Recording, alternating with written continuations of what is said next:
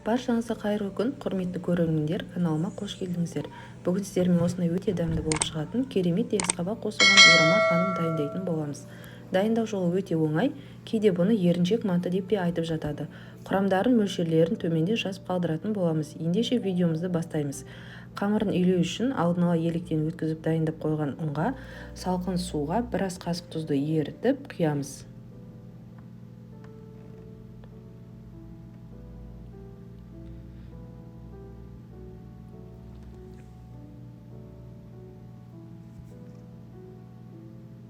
Бір жұмыртқаны жақсылап араластырып, оны да ұнның ішіне құямыз. Сонымен жақсылап илейміз. Июі әбден қану керек. Осылай екі бөлікке бөліп,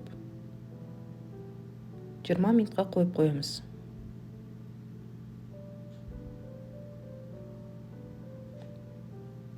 Енді начинкасына фарш, пияз, картоп және де асқабақ.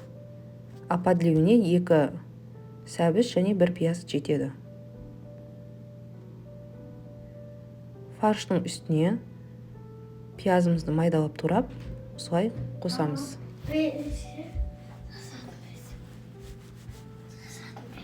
Оның үстіне асқабақты 4 бұрышталып турап саламыз.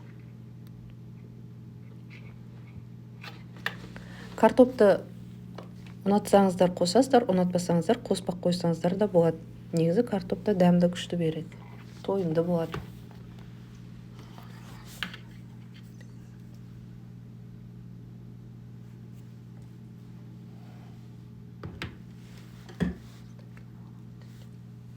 Оның үстіне бұрыш және тұзды араластырып қосамыз. Дәміне қарай.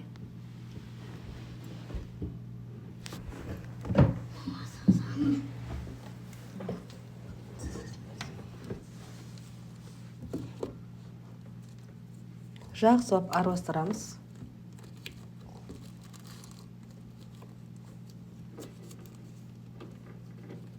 Үстіне бір кішкене жылы су құйып жібереміз.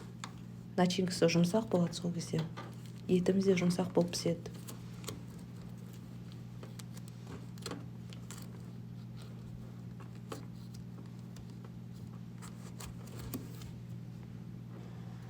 Осылай жақсылап араластырып, дәмін көріп, тостақта тұрады. Міне бізде 20 минуттай тұрды. Енді оны 2 бөлікке бөліп, осылай жайып шығамыз.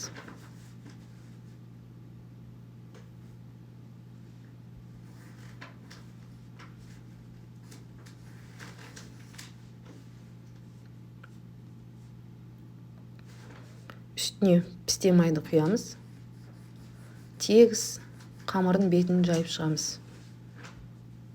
Барлық жеріне май тию керек.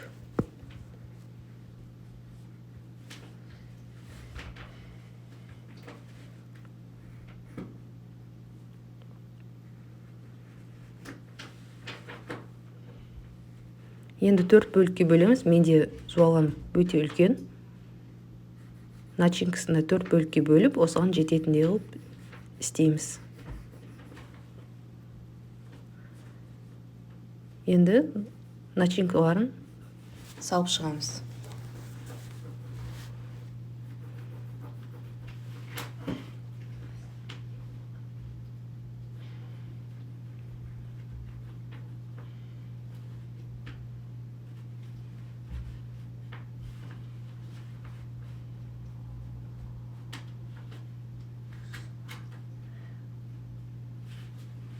Міне бізде дайын уже. Осыны енді әдемілеп орап шығамыз.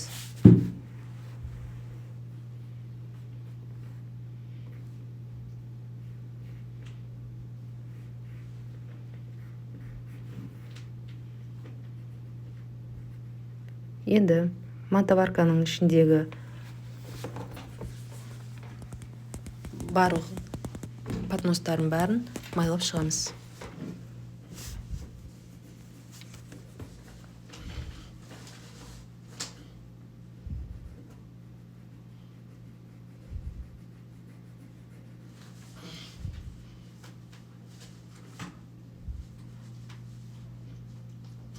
оған жаңа дайын болған начинкамызды салып болғаннан кейін әдемілеп салып етін майлап шығамыз.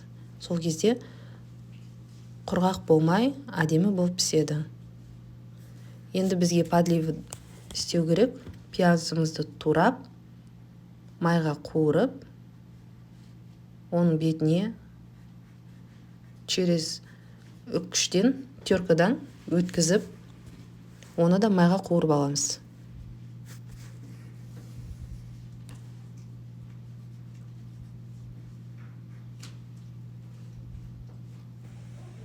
Міне біздің ханымыз дайын. Ас болсын.